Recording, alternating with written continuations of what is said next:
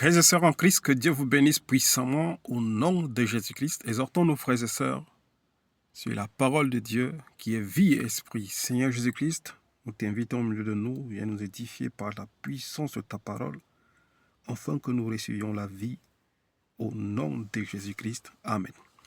Exhortons nos frères et sœurs sur la stérilité. La stérilité.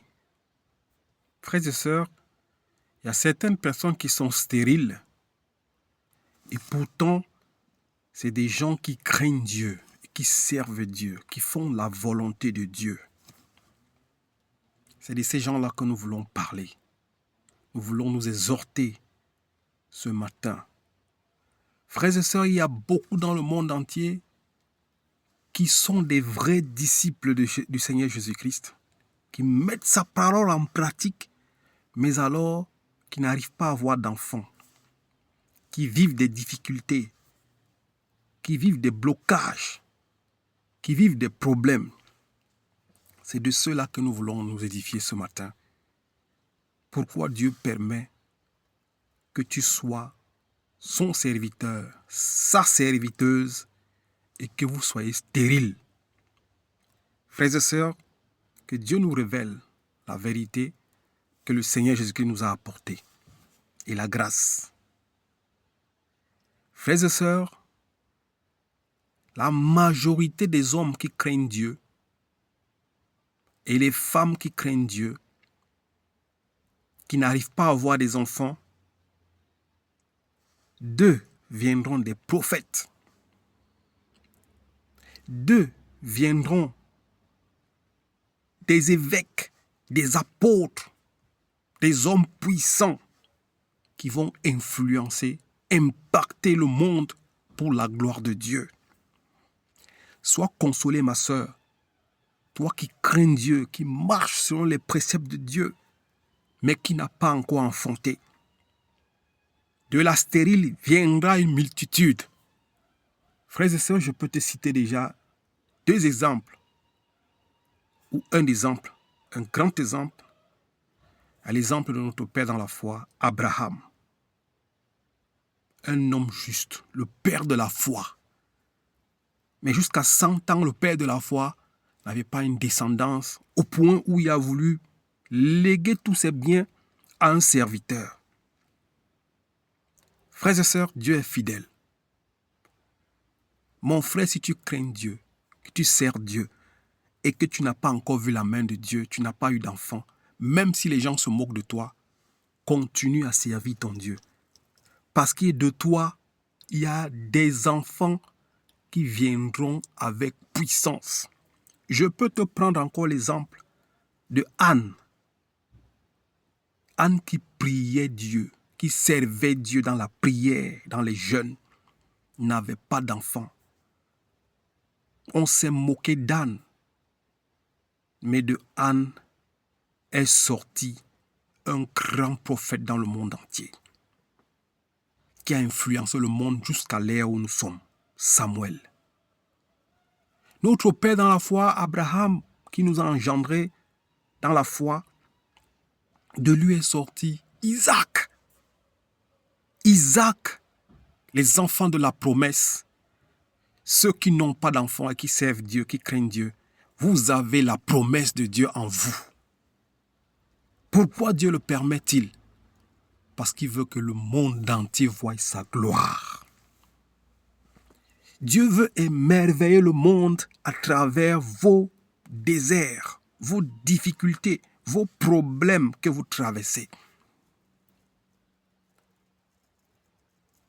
Frères et sœurs, rentrons dans la parole de Dieu pour nous édifier car nous ne faisons rien.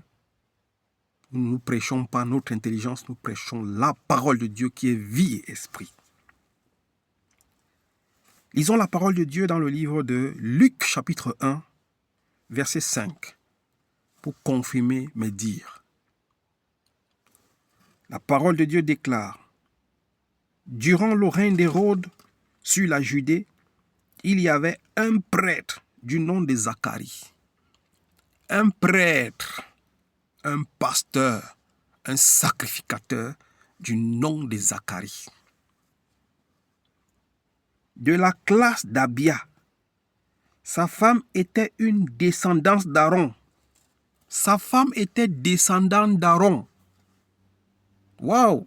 Son père était le grand sacrificateur Aaron. La famille de Moïse.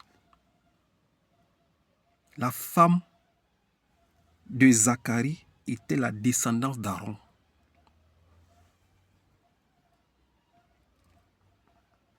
Elle s'appelait Élisabeth. Tous les deux étaient justes devant Dieu.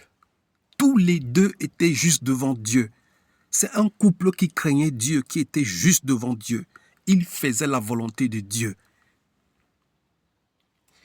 Ils suivaient d'une manière irréprochable tous les commandements de Dieu et toutes les lois du Seigneur. C'est un couple qui suivait d'une manière irréprochable tous les commandements de Dieu et, frères et sœurs, que Dieu soit loué, et les commandements et toutes les lois du Seigneur.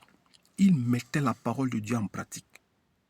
Le Seigneur Jésus-Christ nous dit dans Jean chapitre 8, verset 31, « Si vous demeurez dans ma parole, vous serez vraiment, réellement mes disciples. » Ce couple était des disciples de Jésus-Christ. Ils faisaient la volonté de Dieu. Mais alors, continuons la lecture. Que Dieu soit loué.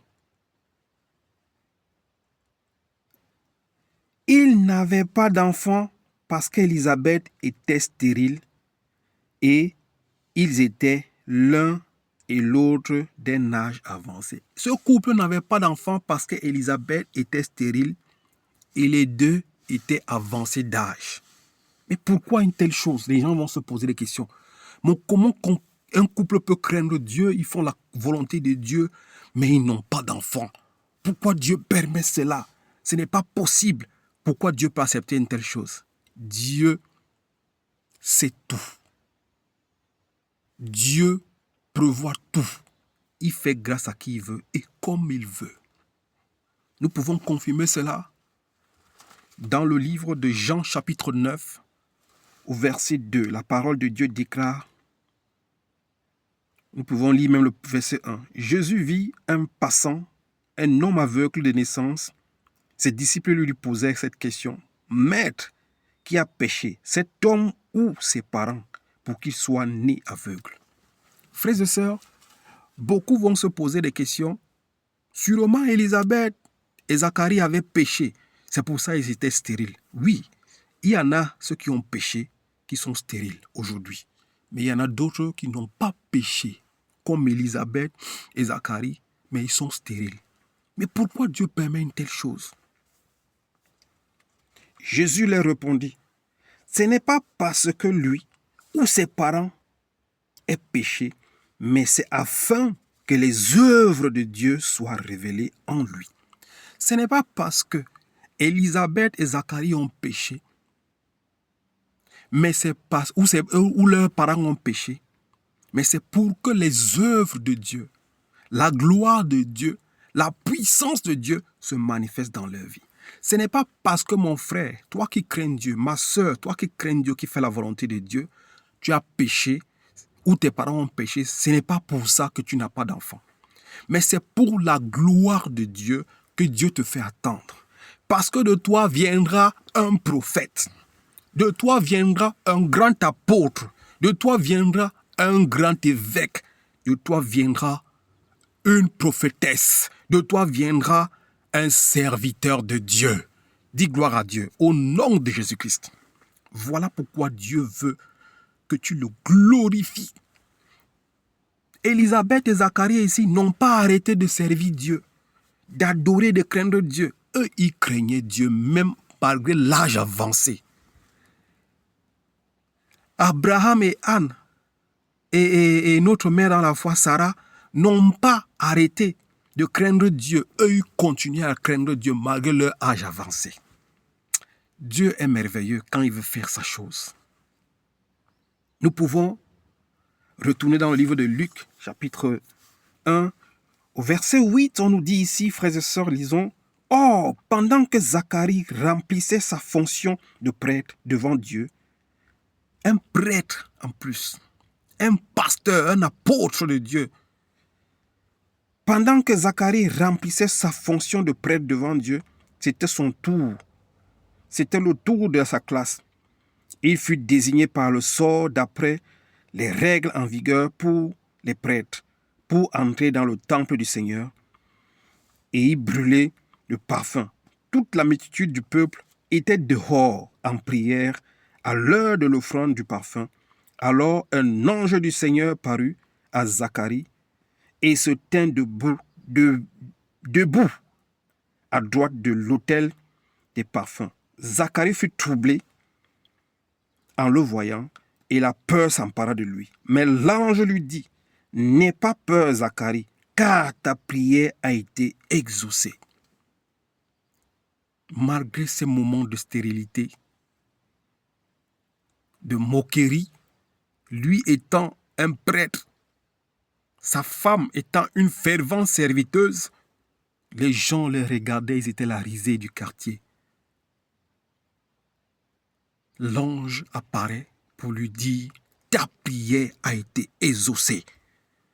Parce que Zacharie et Élisabeth n'ont pas bronché devant Dieu, ils n'ont pas murmuré contre Dieu, ils n'ont pas arrêté de servir Dieu, de craindre Dieu. Eux, ils craignaient Dieu, ils servaient Dieu. Mais l'ange lui dit, n'aie pas peur, Zacharie, car ta prière a été exaucée. Ta femme Élisabeth te donnera un fils et tu l'appelleras Jean. Frères et sœurs, ta femme Élisabeth te donnera un fils et tu l'appelleras Jean. L'ange vient certifier ici à Zacharie que tu auras un fils que tu vas appeler Jean. Tes prières ont été exaucées, ma sœur. Tes prières ont été exaucées, mon frère. N'arrête pas de craindre Dieu. Ne regarde pas 10 ans, 15 ans, 20 ans de stérilité que tu as, mais attends le temps de Dieu, car le temps de Dieu est meilleur. Que Dieu soit loué pour sa parole. Je continue la lecture. Il sera pour toi un sujet de joie et d'allégresse, mon frère, ma sœur. Ton enfant là sera un sujet de joie et d'allégresse pour toi. Et beaucoup se réjouiront de sa naissance, car il sera grand devant le Seigneur et ne boira ni vin ni boisson alcoolisée. Il sera rempli de l'Esprit Saint dès le ventre de sa mère. Voilà ce genre d'enfants que Dieu envoie avec sa gloire. C'est des enfants remplis de l'Esprit du Seigneur. C'est des serviteurs de Dieu et des servantes de Dieu. Il sera rempli de l'Esprit Saint dès le ventre de sa mère. Il ramènera beaucoup d'Israélites au Seigneur, leur Dieu. Il marchera devant Dieu avec l'esprit et la puissance de Élie pour ramener le cœur des pères vers les enfants et les rebelles à la sagesse des justes, afin de préparer pour le Seigneur un peuple bien disposé. Frères et sœurs, si tu es stérile aujourd'hui et que tu crains Dieu, toi et ton mari, attendez le temps de Dieu, parce que le temps de Dieu est le meilleur temps. Le maître des temps et des circonstances. Il sait tout, il voit tout. Il fait grâce à qui il veut et comme il veut. Mais je veux te dire ce matin, toi qui es juste, ou le couple que vous êtes qui est juste, Dieu veut faire des grandes choses dans vos vies. Restez patient dans l'épreuve. Continuez à adorer, à glorifier Dieu. Continuez à prier votre Seigneur. Et votre Rédempteur s'élèvera le dernier. Que Dieu vous bénisse au nom de Jésus-Christ. Amen.